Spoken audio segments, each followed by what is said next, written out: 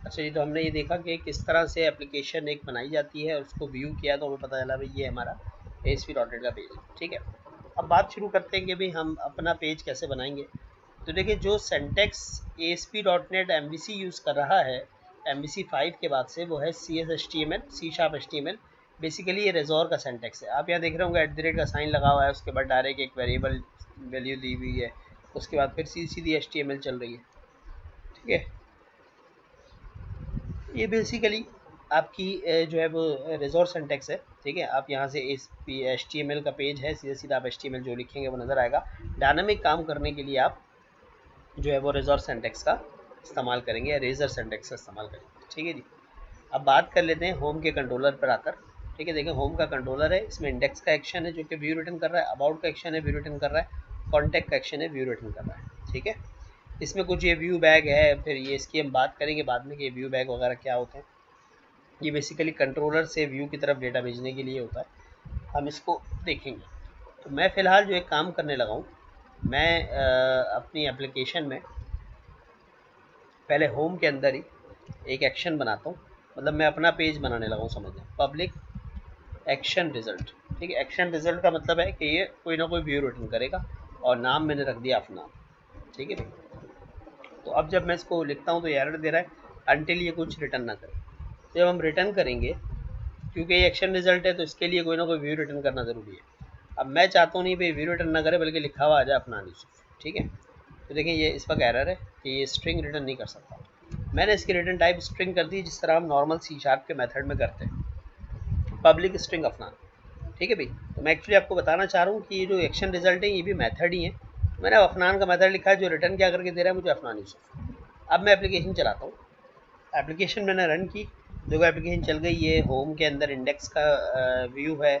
About पर गए तो देखो होम के अंदर अबाउट का एक्शन, उसका व्यू ये है। कॉन्टैक्ट पर गए तो होम के अंदर कॉन्टैक्ट और उसका व्यू ये है। तो अगर होम के अंदर हमारा एक एक्शन अपना भी है जिसका नाम है अफनान, इसको कॉल करें तो देखो क्या हुआ, अफनान यूसुफ मुझे आउटपुट मिल गया। ठीक है, तो बेसिकली ये मेथड ही है, और ये मेथड स्ट्रिंग भी रिटर्न कर सकता है, इंटीजर भी रिटर्न कर सकता है। जब आप इससे एक्शन रिजल्ट रिटर्न कराते हैं तो ये कोई व्यू रिटर्न करता है, राइट।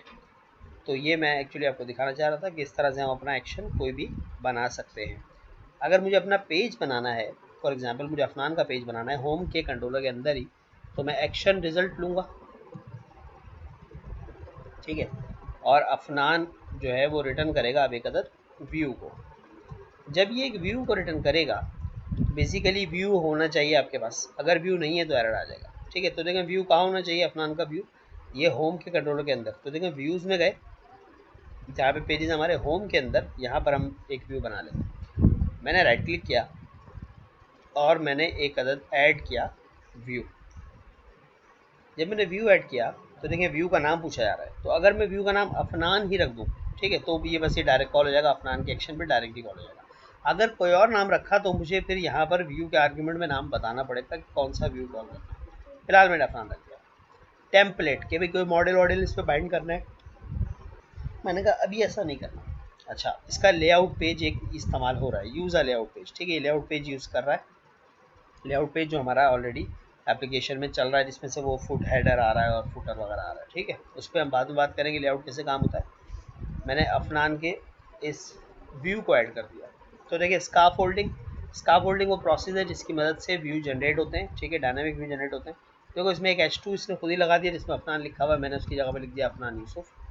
ठीक है भाई, ये बूटस्ट्रैप इस पर लगी हुई है, आप जो दिल चाहे इस्तेमाल करें।